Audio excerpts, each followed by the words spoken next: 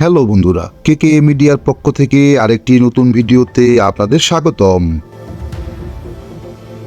বন্ধুরা, গ্রহাণু থেকে আনা ধুলো দিয়ে কি করবে নাসা? 7 বছর আগে শুরু করা অভিযান শেষে ভেন্নু গ্রহাণুর নমুনা নিয়ে সফলভাবে পৃথিবীতে এসেছে আমেরিকা মহাকাশ গবেষণা সংস্থা নাসার একটি যান।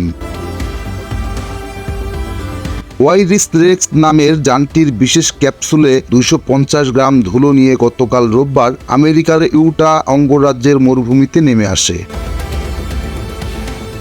বিবিসি জানায়, এই পর্যন্ত মহাকাশে কোনো গ্রহাণু থেকে সংগ্রহ করা এটাই সবচেয়ে বড় নমুনা, আর নাসার ক্ষেত্রে প্রথম কোনো গ্রহাণুর নমুনা সংগ্রহের ঘটনা। মহাকাশ গবেষণার ক্ষেত্রে তাই একে খুব বড় ঘটনা হিসেবে দেখা হচ্ছে। ক্যাপসুলটি অবতরণের পর তার নিরাপত্তা আবরণে মোড়ানো হয়। এর ভেতরের উপাদান পরীক্ষা করা হবে টেক্সাস নামের স্পেস সেন্টারে। আজ সোমবার উড়োজাহাজে করে ক্যাপসুলটি টেক্সাসে নেওয়া হবে। নাসা ধুলো পরীক্ষার প্রাথমিক ফলাফল জানাবে 11 অক্টোবর। পৃথিবীর সবথেকে কাছে থাকা একটি গ্রহাণু হচ্ছে বেন্নু।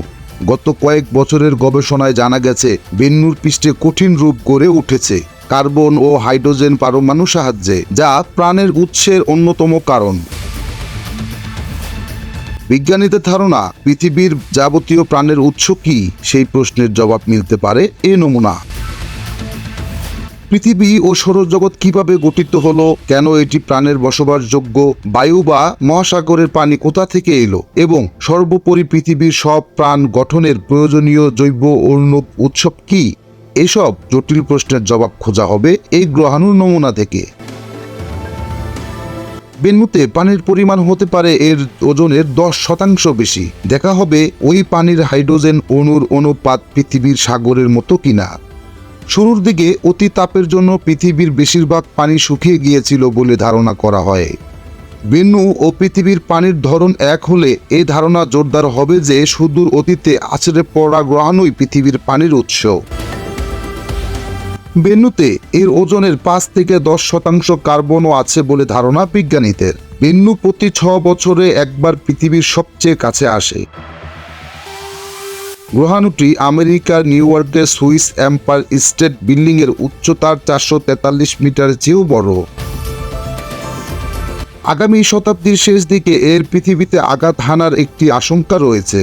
এই ধরনের গ্রহাণুর আঘাতে পৃথিবীর ব্যাপক ক্ষতি হতে পারে। তো বন্ধুরা, কেমন লাগলো আমাদের ভিডিওটি? আমাদের ভিডিওটি যদি ভালো লাগে অবশ্যই একটি লাইক দিবেন, আর কমেন্টে জানিয়ে দিবেন কোন বিষয়টি আপনার কাছে অন্যরকম মনে হয়েছে। তো বন্ধুরা, আপনি যদি আমাদের চ্যানেলে নতুন হয়ে থাকেন অবশ্যই আমাদের চ্যানেলটি সাবস্ক্রাইব করবেন, আর আপনি যদি ফেসবুক থেকে দেখে থাকেন অবশ্যই আমাদের পেজটি ফলো দিয়ে পাশে থাকবেন। তো বন্ধুরা, দেখা হচ্ছে পরবর্তী ভিডিওতে। ততক্ষণ ভালো থাকবেন, সুস্থ থাকবেন। আল্লাহ হাফেজ।